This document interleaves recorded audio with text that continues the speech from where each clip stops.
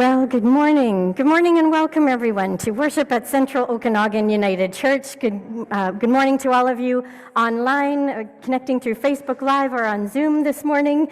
And to those of you here, it is a special and especially welcome to all the dads and the grandpas and the Gigi, the no-nos, whoever you are, the dads this morning for Father's Day. Welcome to you. And also, I want to acknowledge that this Sunday is Indigenous Day of Prayer, and we are acknowledging that on this Sunday before National Indigenous Day, which is June the 21st.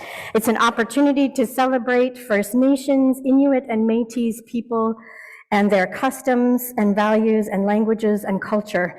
And this morning, you may notice this beautiful blanket up here that is on the table behind me, and it was presented to one of our graduates, Angel Seal, at her special graduation ceremony at KSS for Indigenous graduates that happened a couple of weeks ago. And we are grateful, too, to Karen Cranabeder, our liturgical artist, for the beautiful installation of art for the season after Pentecost that we are in, the long season of Pentecost. It's also known as ordinary time, but it is anything but ordinary, because as we move into the summer and ordinary time, we are next Sunday having a very extraordinary service. We will not be here in the church or online. We will be in the park. So we invite all of you to join us at Kinsman Park. That's at the corner of Wardlaw and Abbott. It's a very flat, accessible for strollers and walkers park, and we will be having outdoor worship and followed by a potluck picnic. So we encourage you, if you have a lawn chair, to bring it with you. If you don't, there will be some folding chairs available for those who don't have it, and to bring something to share for a potluck picnic. And we're going to have some traditional games after between the service and mealtime, frisbee golf, and then some traditional picnic games after we eat. So please do join us for that. Do come with a chair. Don't come with your dog. It's a park that doesn't allow dogs. So, and there are many other details about parking and how to access the parking lot and the park that are going to be in your Friday e-letter. They were in last week's, and there'll be some more detail in this Friday's e-letter.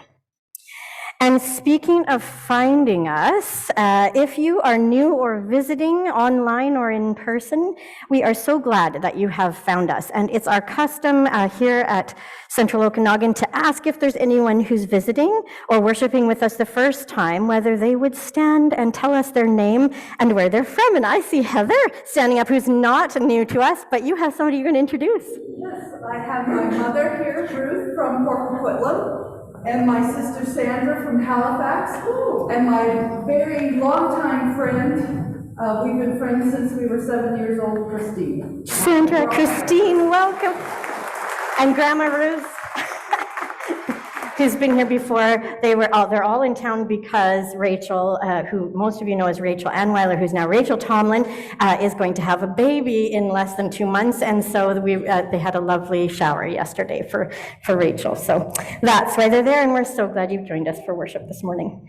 Is there anyone else that is new or visiting, worshiping with us the first time this morning? Well, we hope that you will stay after this service, but I'm going to tell you in a minute that that's a little bit different than usual. But before I do that, I'll introduce myself. I am Cheryl Perry, for those who don't know me, one of the ministry staff here. We're leading worship this morning with Keith Simmons, who's seated to my left, with Francis and Jessica, who are here in the front, and Joa Lazarus is reading scripture for us, and our tech team members, who are some of them at the back and some online, and they are doing double duty this morning because we are having a meeting immediately following the service today, right here in the sanctuary, which will also be, for those on Zoom, please stick around.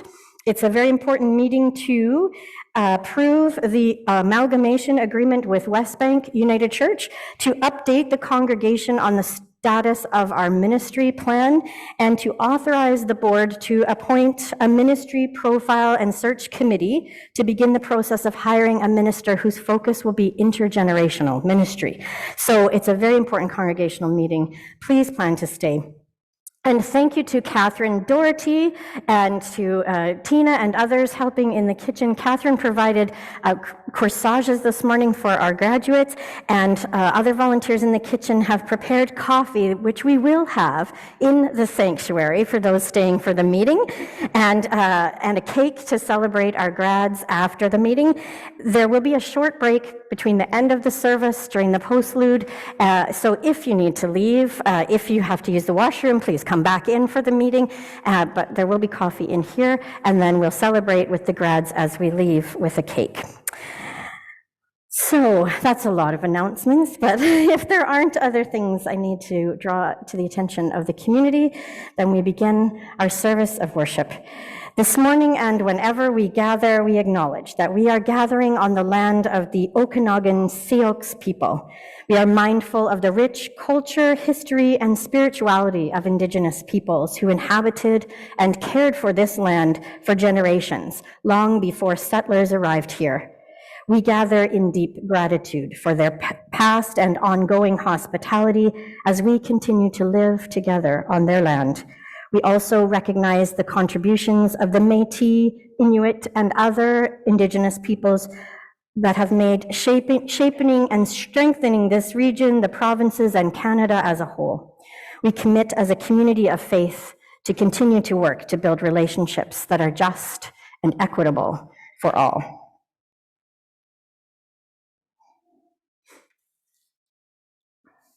In the presence of the Creator, let us gather in this day for a spirit of gratitude. Gratitude for all the gifts of creation, for the air, the water, the land, and the change in seasons as we move into summer. Gratitude for all the creatures, those that walk and swim and fly and crawl upon this earth. We gather seeking wisdom to help us live a generous and a compassionate life. We gather seeking wisdom to help us to live together with respect and humility. We gather seeking hearts and minds that are open to new possibilities and new beginnings. And so let us join in our introit.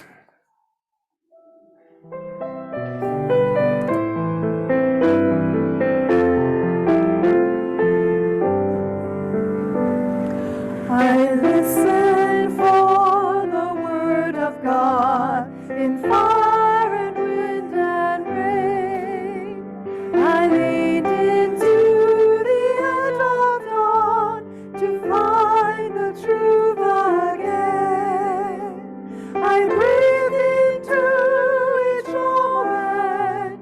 I wakened every dream. Holy Spirit, come and gather me. Gather me into light and into love. Gather me.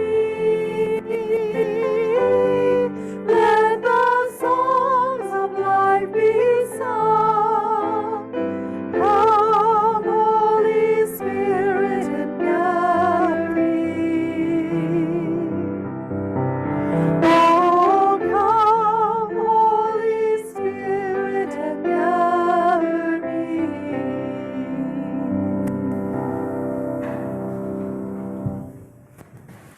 Please be seated. Let us join in our call to worship. I'll read the parts that aren't so bold, and together we'll all be bold.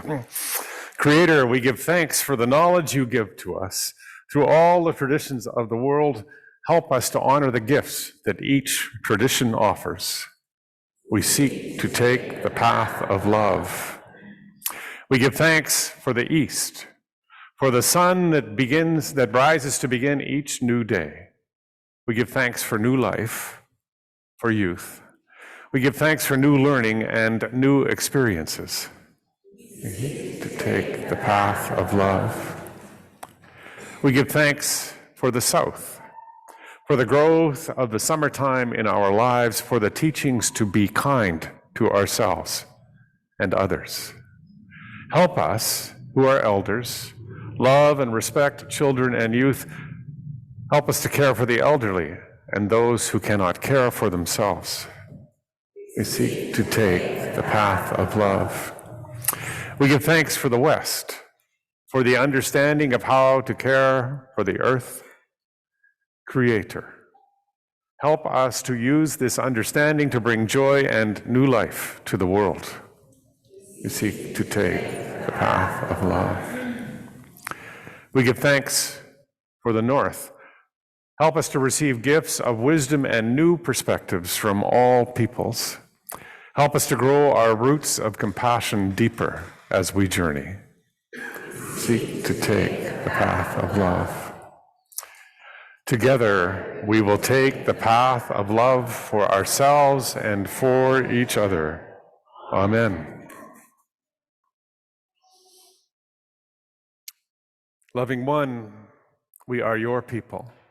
You are the center of all being.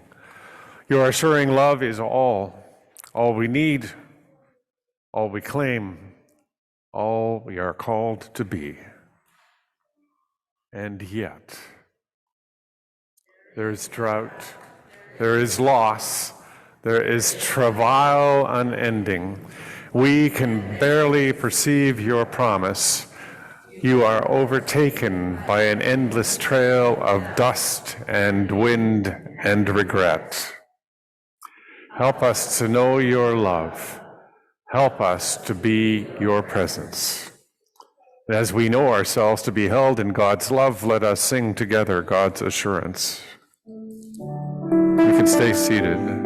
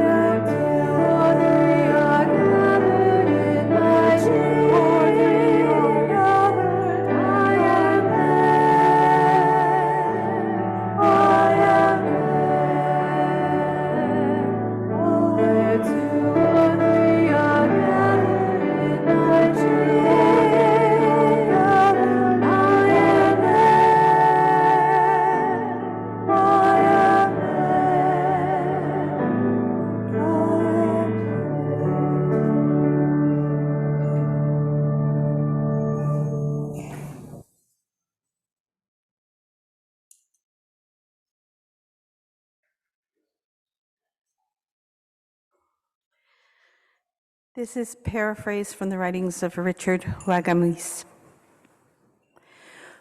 What is the biggest strength the Creator gave me? It is choice. It seems kind of small, but it is your true power, your biggest power. With it, you get to direct the course of your life. You get to choose to give up. You get to choose to hang on. You choose to feel angry. You choose not to listen, to stay tied to your past, to blame, to be prideful, to ignore humility.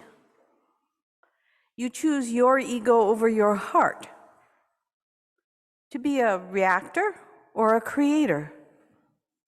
But you can also choose to let go, to have dignity, to forgive yourself and others, to see how valuable and beautiful you are, to be vulnerable, and to share your true self, to choose not to be a victim. You can choose to be happy. All that power is yours. It always was, It always will be. But you have to choose it.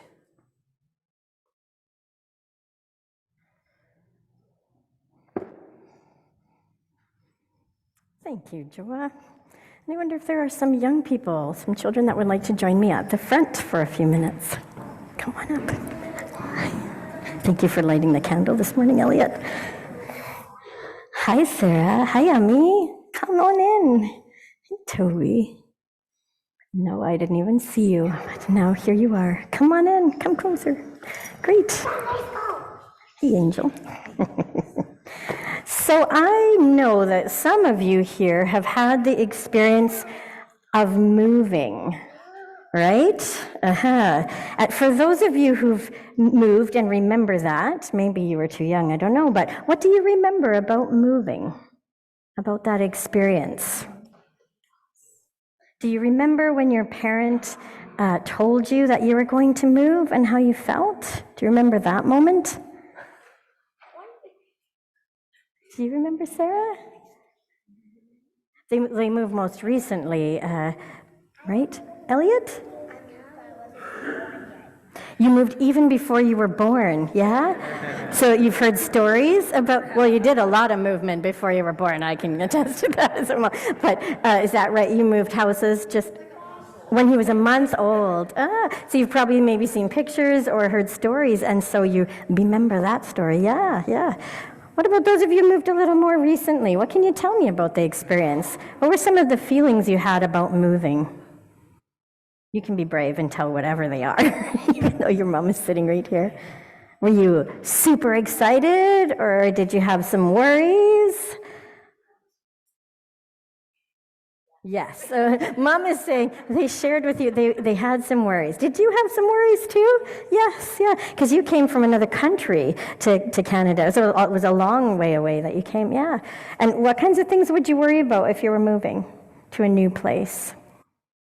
Would you make friends? Yeah, and your loss of friends, you had feelings about leaving the friends that you had behind. Yeah, absolutely. So some sadness and maybe some worry and about that. Sarah, anything you want to add to that? Ami, you came a long, long way too. You came all the way over from Japan. And do you have any feelings about, before you left to come here and you knew you were moving? No? Were you happy to come and make new friends? Yes.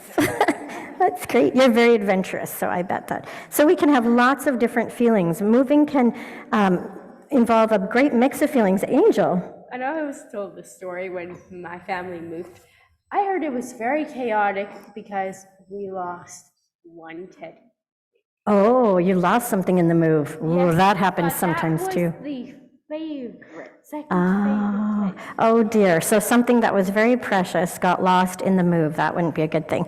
And it was chaotic. That was the other word that, if you didn't hear, Angel used. Yes, moving can be chaotic. Yes. And it can involve a whole lot of emotions, right? Excitement, worry, sadness, sometimes about leaving people behind, coming to new neighborhoods and schools. There can be even anger if you didn't want to move. I had to move when I was 15, and I would say I felt some of that. And sometimes there's anticipation and excitement too about moving. Elliot? Basically, I didn't have any friends when I moved. Yeah. And you've made lots of friends now where you are. Can you imagine if you had to move now? Would it be hard, do you think, to leave your friends? It might be. Yeah.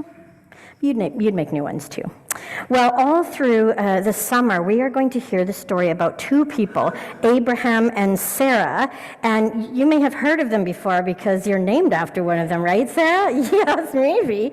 And it's their story is told in the very first book of our Bible called Genesis. My old church was named Sarah. You've known another Sarah too, yeah. It's a good name. And you know, one of the first things that we learn about Abraham and Sarah is that they were old. They were 75. Abraham was 75 years old. The Bible tells us. That's kind of a funny thing to tell us about somebody. And then, like, the next thing we learn about them is that at that age, Sarah was about the same age. They were called by God to move. At the age that probably your grandparents or maybe even your great-grandparents are now. Can you imagine what it might feel like to move at that age? Elliot? They're almost well, one of them is almost the exact same age as my grandpa. Yeah, so your grandpa's about that age. And I wonder what it would be like for him to have to move at the ages. Do you think it would be different, harder, or easier than moving when you're younger? What do you think? What might make it hard to move at that age? Any thoughts? Anybody out there want to toss a thought in? Angel?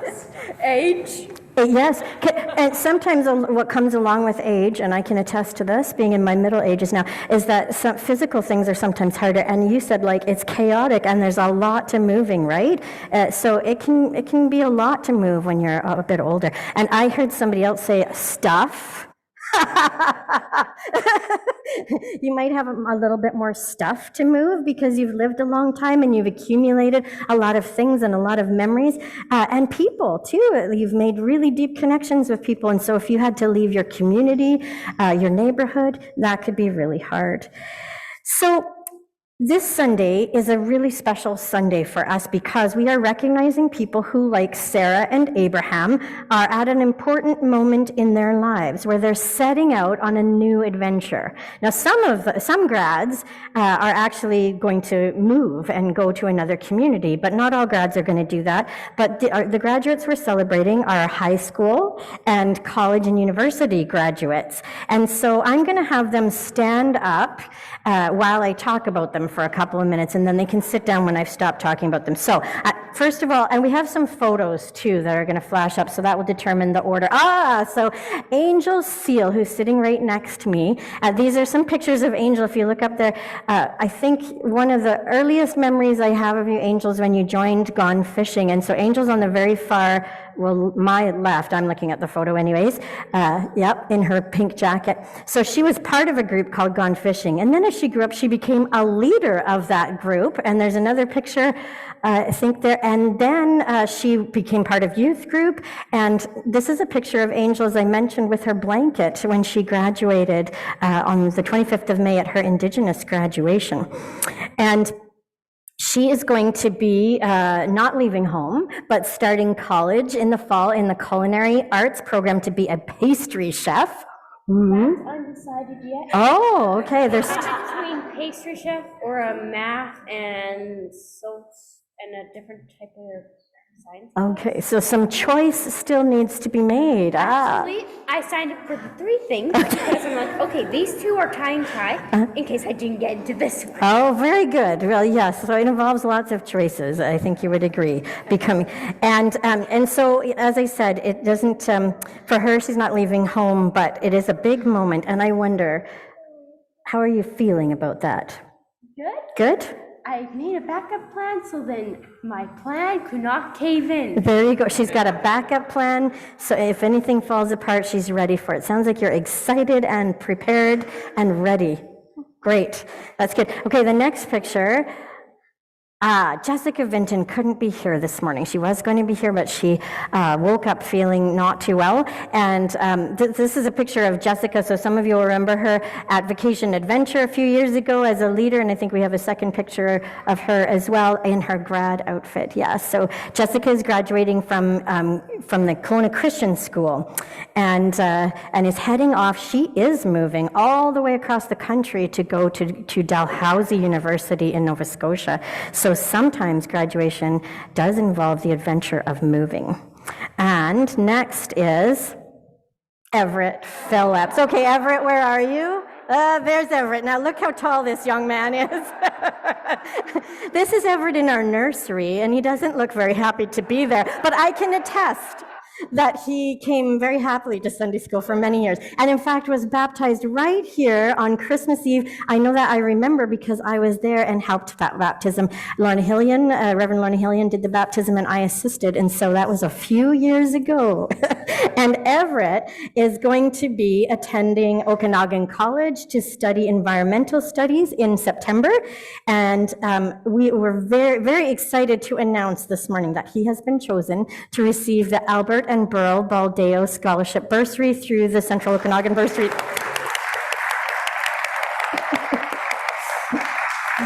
So we're very proud of you and glad you're with us this morning. And I think, and you saw in the loop of photos at the beginning of the service, if you came, you can sit down, Everett, that we have a few other grads here. And so I'm going to get Jeff and Jen to stand up. Jeff's in the choir loft. Jen is over there.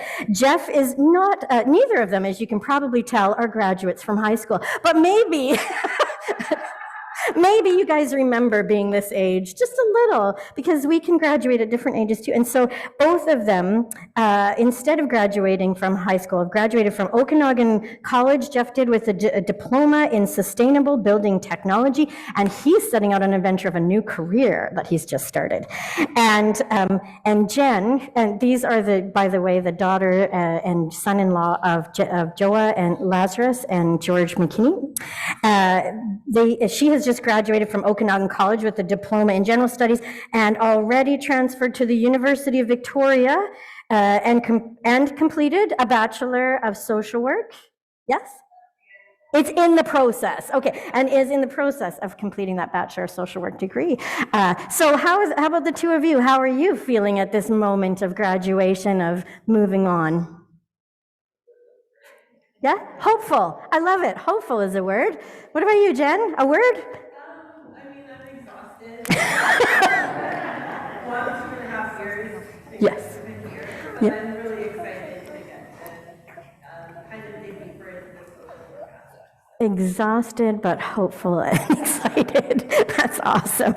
And Everett, I didn't ask you for your word. What word would you throw into the mix? How do you feel about this moment? Excited too. Great. Well, let's celebrate all of our graduates. Sit down. Thank you. Well, and this Sunday we are also recognizing some amongst us who've reached another sort of milestone moment. At Central Okanagan, it's our tradition to present children as they move into grade 4 with a Bible, recognizing that their reading level is sort of at a place where they can begin to read scripture in church.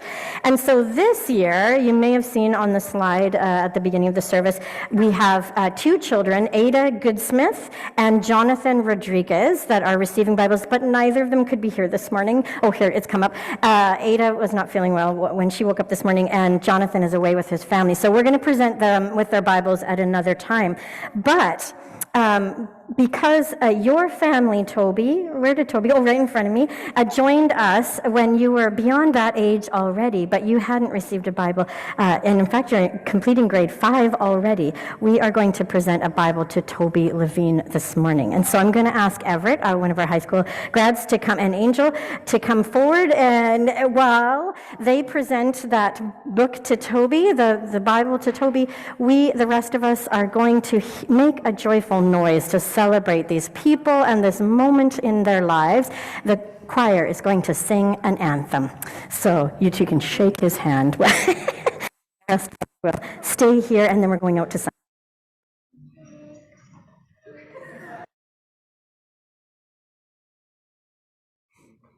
Awesome, thank you.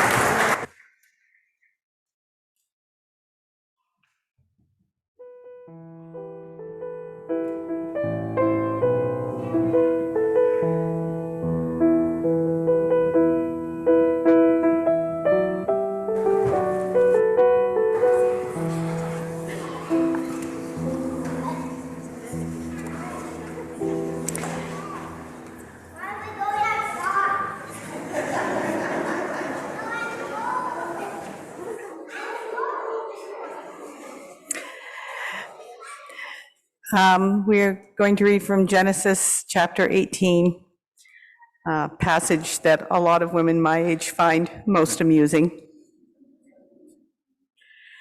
Have anyone experienced someone telling them that they could do something that was so ridiculous they wanted to laugh?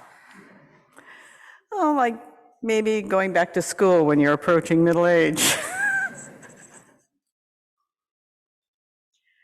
God appeared to Abraham at the oaks of Mamre when he was sitting in the entrance of his tent. It was the hottest part of the day, and he looked up and saw 3 men standing there. He ran from his tent to greet them and bowed before them. He said, "Masters, if it please you, stop for a while with your servant. I'll get some water so you can wash your feet. Rest under this tree. I'll get some food to refresh you on your way, since your travels have brought you across my path." They said, "Certainly, go ahead." Abraham hurried into the tent to Sarah.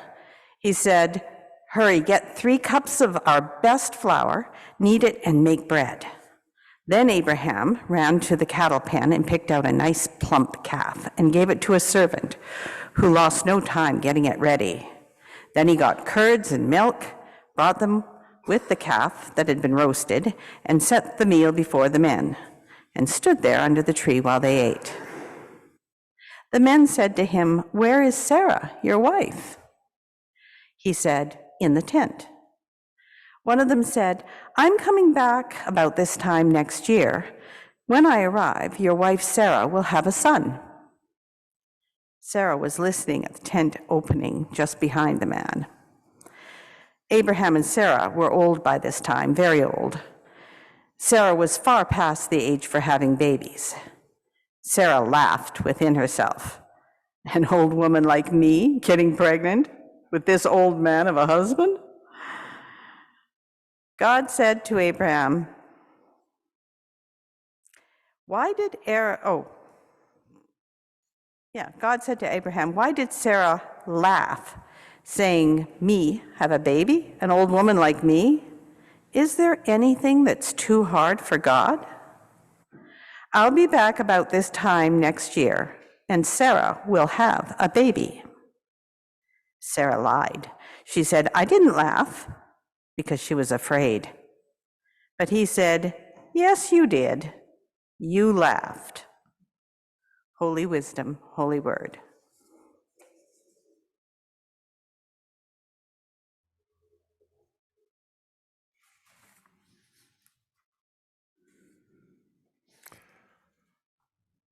And a further reading from Richard Wagamese. The soul of a nation is in its people, and the spirit of Canada is variegated and sublimely diverse. What makes us strong is our diversity, our difference. But what pulls us together ties us irrevocably into a common destiny. Whole and complete and shining are the strainings of our very human hearts, the secret wish for a common practical magic. It exists. It lives. It sails across the sky once a month, as fat and round and free as a dream. You need to step out on the ground to see it properly. You need to walk away from all that binds you to a city, to a desk, to a job, and stand where the wind can get at you. And when that moon comes up and begins to sail across the sky, there will come a point, if you watch it close enough, that the earth will start to move to race that moon, and you can feel it spin in the heavens. It doesn't matter who you stand with or where they are from. It happens for both of you. Universal magic inhabiting you, filling you, making you more, joining you, erasing differences. Hear what the Spirit is still saying to the church. And so it's my pleasure, privilege, gift, responsibility to be here on Indigenous Prayer Sunday. And I had a few comments on my shirt on the way in, and I said I had thought if I would try and dazzle you with brilliance, and that didn't work. Well, there's always the opposite that we used to rely on in the pulp mill. So to think about these stories that are held among us, among our people, about that story that we used to know. I read somewhere a while ago from somebody that truth in story depends on where you start the story. There was a truth in a story that I grew up with. The truth in the story of Abraham and Sarah is that they were 75 when they were asked, called, pulled out of a fairly comfortable life, a pretty good life. Things were set up and well done to go off and wander, to journey, to travel. I'm told at seminary, at theological school, that the story of Abraham and Sarah really is the story of a whole people who were moving in vast numbers across that part of the land. But it's hard to tell the story of a whole people. I just read something on the internet that said something about, 20 generations back, there had to be 4,000 people alive for me to be born now, and my mind boggles at the thought of it.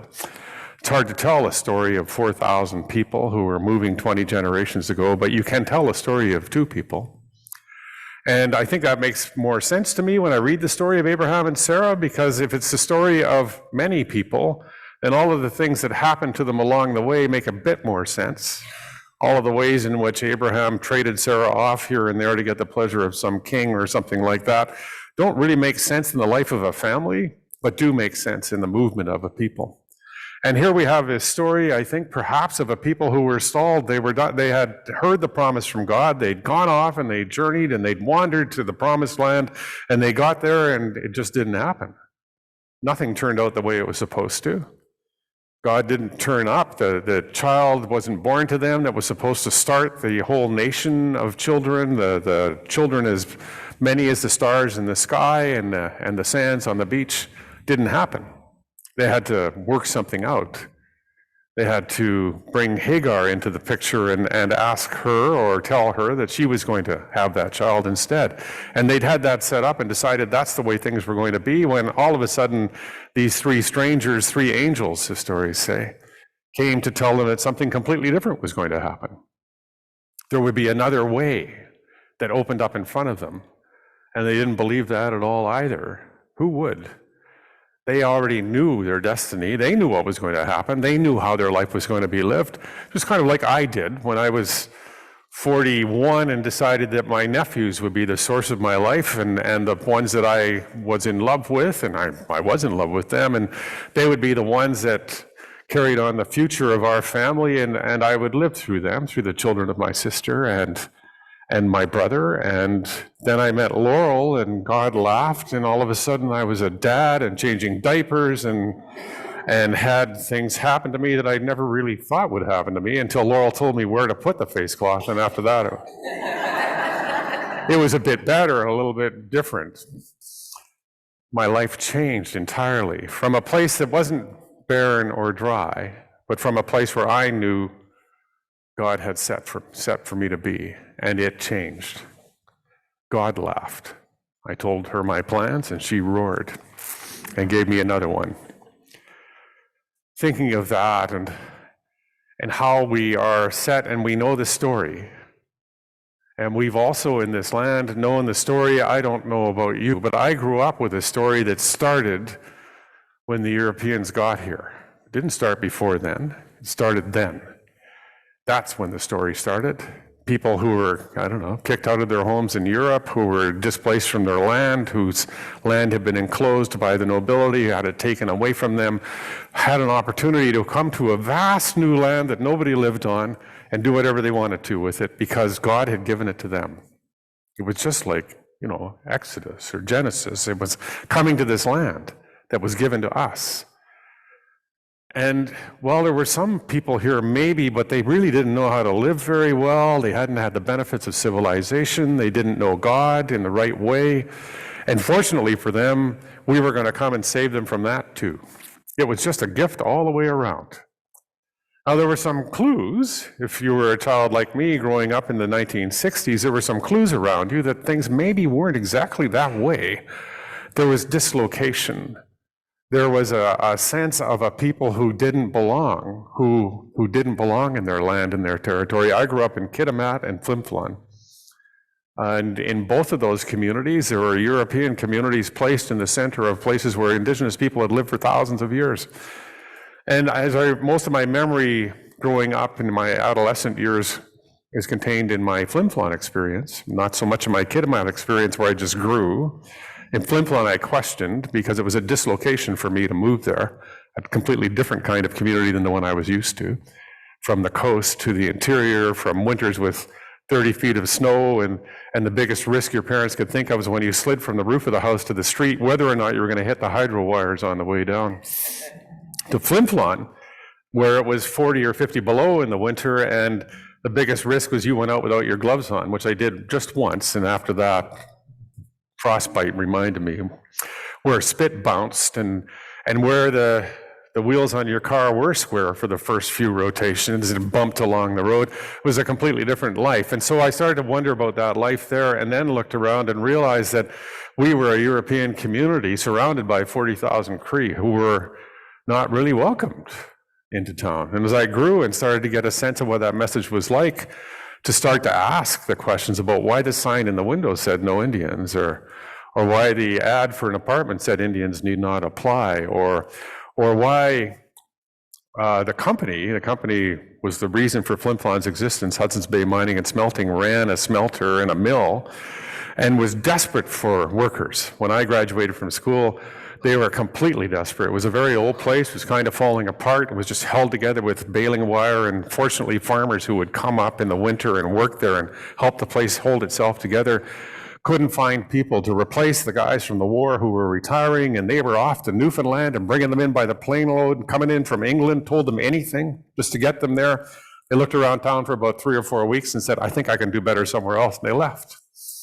My dad was the steelworker staff representative with that company and said at some point, you know what, like there's 40,000 people that live all the way around us. Why not hire them? And they said, oh, well, you know them. You know, they'll get a paycheck, they'll have a couple of drinks, and they'll be gone. That's who they are. And my dad said, first of all, I don't agree. I don't think that's the truth at all. I don't think you know people very well. And secondly, even if it is, so what? Like, you train Newfoundlanders for 6 weeks, they're gone, they never come back. If these people went off for a while, they'd come back and at least they'd be trained. But the attitude when I lived there didn't change, didn't shift out of that. Because I think we had to tell that story that started with colonization, that the people who were here weren't worth much, didn't know much, couldn't ever amount to much. And if we couldn't keep telling that story in that way, then we would have to open ourselves up to another story, a completely different story that started before we got here. It started with people living on the land, living in relationship with themselves and the land, with a spirituality that embedded them in the place that they were, that embedded the Creator, that helped them understand themselves as spiritual beings that were part of something much greater than themselves, a circle of life that held all life. A spirituality you would have if you lived on the land and were dependent on the land and the relations for survival. A place of telling a story about who we are and who we were that we'd lost somewhere when they kicked us off the farms or sent us into the factories. Something we used to have that maybe called us a little bit. I'm fortunate enough to have lived into a time where we're starting to hear that story now, starting to understand it and to be blessed by it and to be called back into relationship with all the relations, to be part of a church that has named itself as a church that's trying to be rooted in this land, in Turtle Island, to uphold the value and the worth of the spirituality that was here before we got here and that engages and informs us in different ways. I am so fortunate to be part of that church now. It's true we have a long way to journey, and I hadn't listened a lot to Richard Wagamese before. You see, this service was written for the United Church of Canada by Debbie Hubbard, who's a member of our congregation.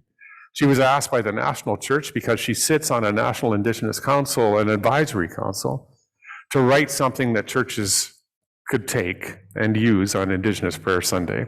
It's one of the resources we have. And I chose it because Debbie'd written it, And in her writing, she refers a lot to Richard Wagamese, who was Ojibwe from Ontario, but lived a lot of his life in Kamloops, close to us, and wrote a lot about his journey as a child of the 60s Scoop, who was taken and fostered and adopted and hurt a lot, and yet somehow managed to live through that, transcend out of it, and come back into relationship with the Creator and with all creations. And I've been listening the last couple of days a lot to Richard Wagamese. It's fortunate for me that Laurel's out of town with the car, and I've been biking all over town. So the library has Richard on tape. So I've been listening to him. And listening to him talk about the stories of his growing up and his way of regathering and finding himself back into Anishinaabe, Ojibwe tradition, to the teachings, the sacred teachings. And it reminded me of being in relationship with people in the Cowichan when I was there in Duncan, and the sacred teachings from the elders there. And being surprised, learning from the elders, as I learned from Richard, as we all can. Richard's books exist for all of us to be part of and to listen to and to read from. The elders in the Cowichan would say that when they were teaching us that there are 4 things that we are rooted in our culture and our tradition. It was a little different from the 7 from the east, the 4 from the coast, in love, generosity, kindness, and respect. We are rooted. We are one in those. We have to uphold and be in those values with one another, or we have nothing. And when I first heard that, I was surprised, because I looked at the person beside me. We were in a place where we were learning from elders, a lot of us, and I said, those are the values of the gospel. Those are Jesus' values, the teachings of my people. Why didn't we see that when we got here? Why were we so blocked that we couldn't see that we were actually living in the same tradition, just in different language? And that's what Richard talks about in his books and his writing.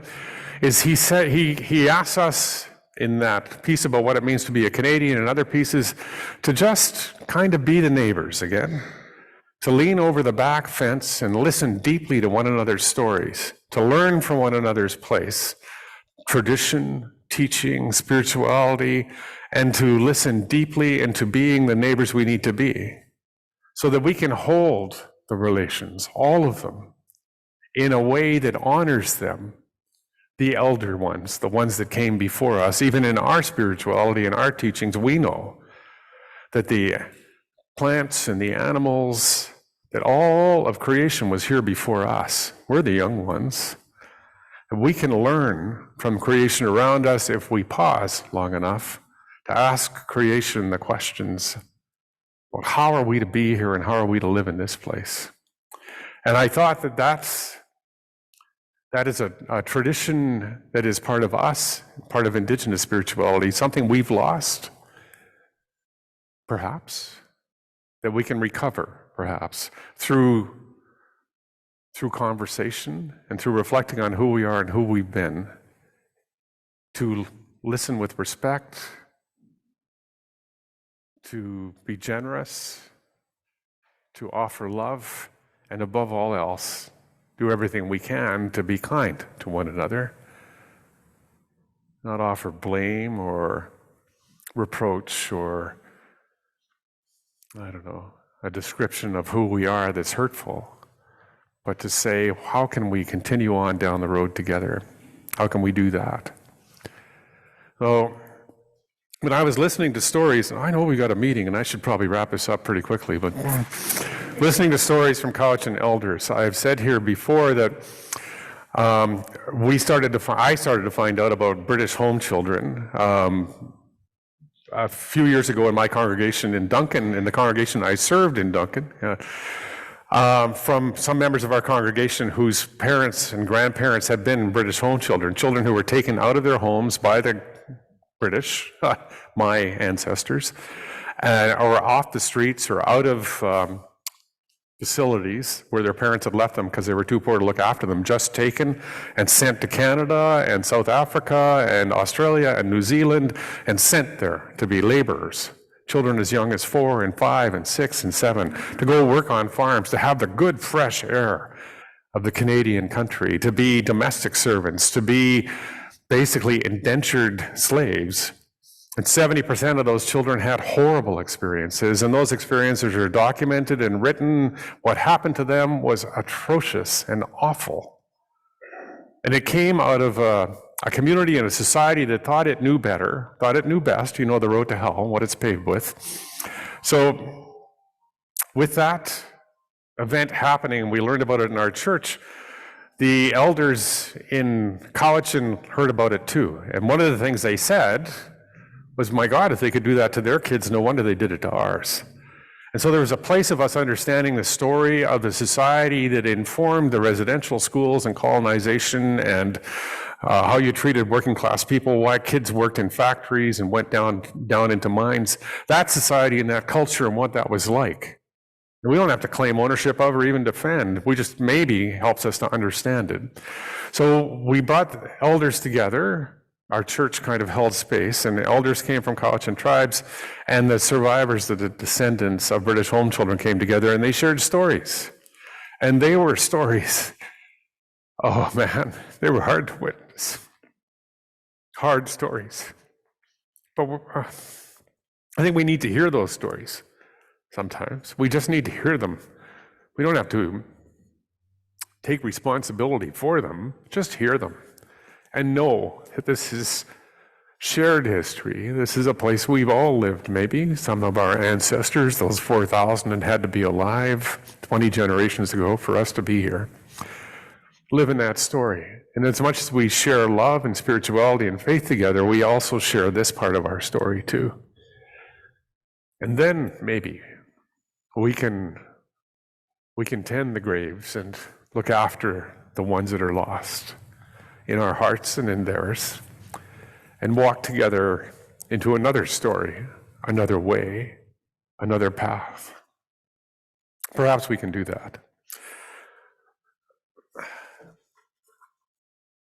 We have to do it carefully, right? I mean, the elders gave me this drum, but they didn't give me a song. They just gave me the drum. I have to come up with my own song. And I didn't really know what song to come up with at all until we had somebody here a couple of weeks ago who comes from another set of stories and another set of traditions. And Hussein John Muhammad came and he taught us a little bit about his tradition and his stories. And one thing he got us to do was evoked Richard Wagamis for me, because Richard Wagamis talked about the very first music was drum, because it evokes in each of us the heartbeat that we first knew, the very one, the one that carried us in the waters of our own creation. And the earth has its own beats and its own rhythms and its own heart, and it calls all of us back into that relationship. So Hussein used a story that comes out of my tradition to get us all to sing together. And so I'm going to invite us all to sing together in this story that comes out of our tradition. It's a startling song, amazing song, and it goes like this. Row, row, row your boat gently down the stream. Merrily, merrily, merrily, merrily, life is but a dream. Row, row, row your boat gently down the stream. Merrily, merrily, merrily, merrily, life is but a dream. Cowichan Tribe's elders, when they were teaching the children at the high school, in a place that I was there and asked to be a witness to, talked about their traditions. They are coastal people, they're big canoe people, they are up and down the coast. So are the Haida, but that's another story. Nobody liked the Haida. That was one thing that combined everybody. They talked about the need when you are new people getting together and you're in the same canoe to learn how to paddle together. We're all people in the same canoe. The problem is we haven't really been paddling together very well, if at all. And so we are called to row our boats or paddle our canoe in common with one another, recognizing we are in one world, in one place, at one time. We aren't the divisions we thought we were. We are held in God, in the beating heart of creation. And whatever we have done or had done to us informs who we are, but not how we are. Shaped us, but doesn't take away from us the choice about what to do with our shaping. So let us give thanks for our shaping, our creation, our ability to choose, and for the knowledge that we're in the canoe together with others who paddle just as we do, in the current or against it, in the rapids, listening for the falls around the corner. We are one people. Let us pray. Loving God, we give you thanks that we continue to be able to hear the stories of those who went before us, to mix them in with our own and to offer them back to you in ways that might make sense in a healing and healed world. That we may be Abraham and Sarah on the journey of life. You are there with us. And every time we think we know what we're about, you laugh and send us more stories. Thank you. Haichka. Amen.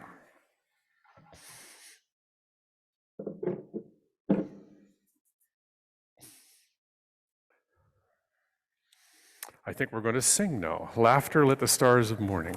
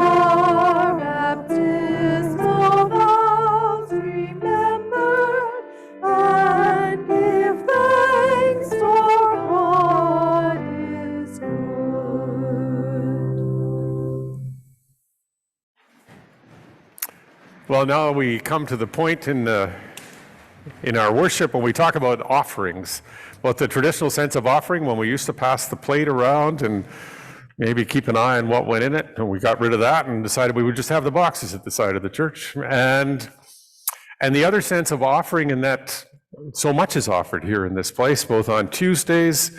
Well, you should know that there are more and more people coming on Tuesdays now. Last Tuesday we had 63 food hampers go out and probably fed 70 people a meal. So we're seeing a lot more people who are living without housing. And there just aren't that many resources, as many resources in the communities there used to be. So we're figuring out what to do about that, how to make sure what we have stretches. And people who came out to the Pride celebration on Saturday. Now, Cheryl and I were out with the youth at Maple Lake feeding mosquitoes, but I understand. Well, the children fed them more than we did, but it was still. It was an incredible experience doing that. But here, we had a booth that we shared with Wild Church, and I understand that the face painting and balloon animals were like some of the most popular things of the day, that people came to see them and to participate in that, and we're often amazed that a church was actually there at all, and had some questions about that too. So people offered themselves and their time and their talents, and were appreciated most by people from beyond our church who came to see who we were and what we were about. So I think of those offerings as well as the ones that we celebrate here, the financial ones that just keep the place going, keep the roof on and the lights on, and my family fed, which I also appreciate. So we give thanks for those offerings too. And as we consider all the ways in which people offer of themselves in time and in talent, with voice and with reflection, with gift and with food and with blessing, let us bring forward the offering, and while we hear a piece of music that's also offered.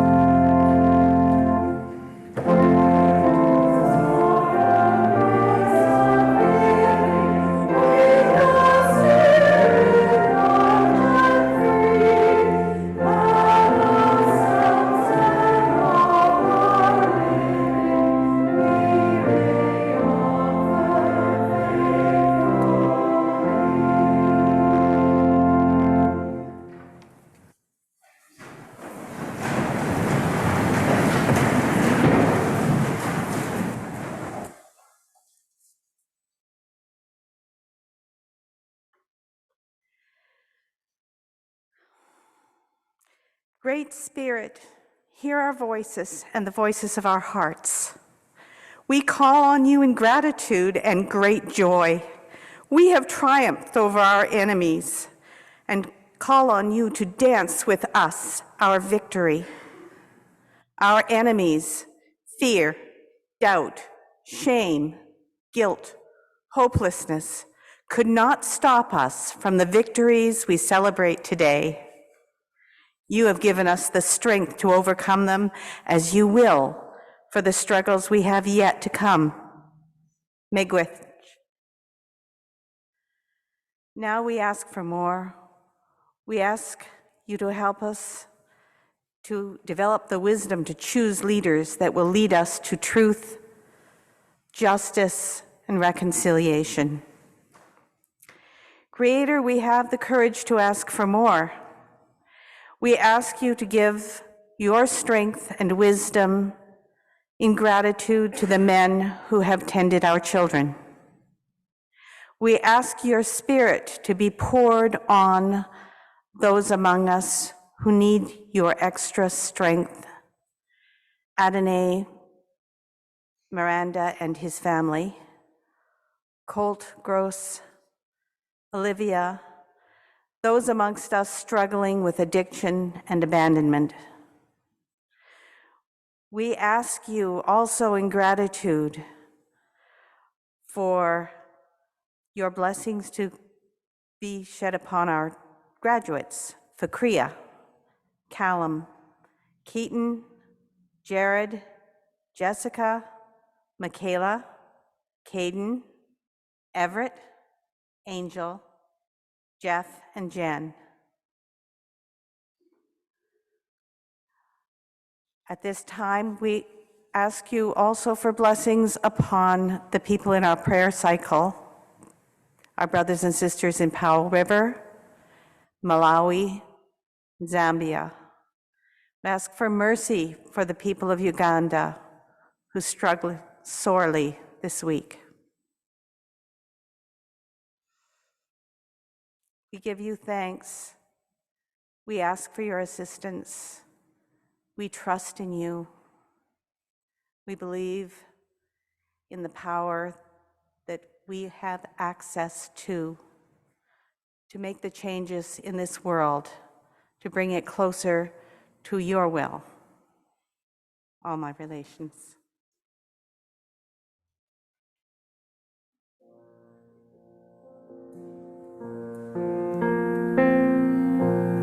Creator in heaven, hallowed be your name. Your kingdom come, your will be done on earth as in heaven. Give us today our daily bread. Forgive us our sins as we forgive those who sin against us. Lead us not into temptation, but deliver us from evil. For the kingdom, the power, and the glory are yours, now and forever. Amen.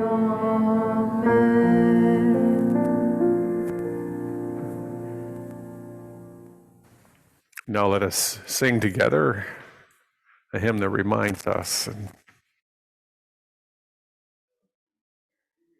as we are.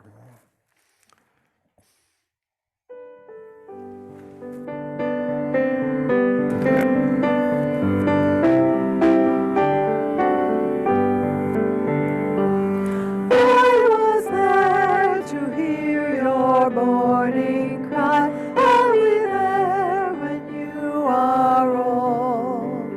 I rejoice the day you were baptized to see your life unfold.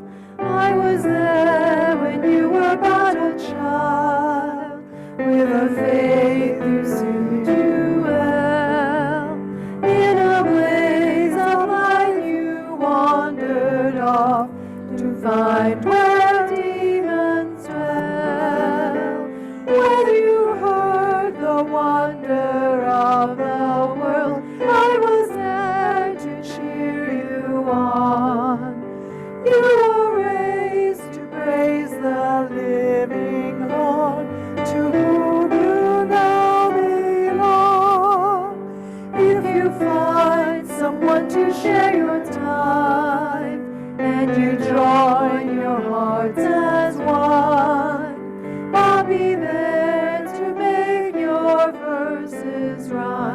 from dusk till rising sun.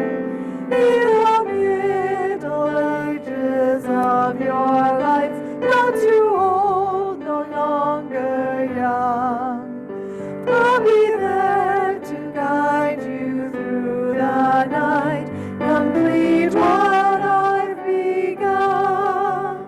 When the evening gently closes in, and will shut your weary eyes, I'll be there as I have always been, with just one more surprise. I was there to hear your morning cry. I'll be there when you are old. I rejoice the day you were baptized, to see your life unfold. Ralph, where'd you get that baby? May we all know that, as Richard Wagamese repeats, and so many of our wise ones tell us, we were created from the beginning by the Creator. Out of the stuff of life from stardust, she made us, breathed life into us, and sent us out into the world to learn from our relations, to do what we can to respond to the call to love with generosity and kindness and respect. That we are the ones the Creator is waiting for and wondering about and delighting in. We are the ones. May you know yourself to be the ones. And when you're not feeling that way, look around you. They're pretty close. May you know that on this day, and may you know it all days. Amen. And now. Go gently, go lightly, go safe in the Spirit. Live simply, don't carry much more than you need. Go trusting God's goodness, go spreading God's kindness. Stay centered on Jesus and where He will lead. No singing, no bringing the gifts of the Spirit. Go hopefully searching for things that are true, in living, in loving, whatever befalls you. God keep you, God bless you in all that you do.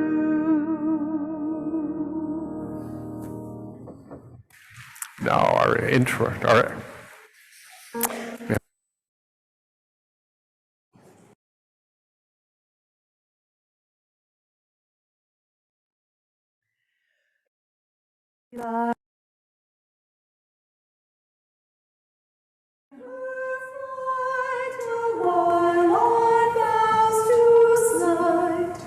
Feels them give way beneath her, and sings and sings and sings, knowing she hath wings. Be like the bird that, pausing in her flight, pausing in her flight, away to sight, and sees them give way beneath her, and sings and sings and sings, like the bird that wings, pausing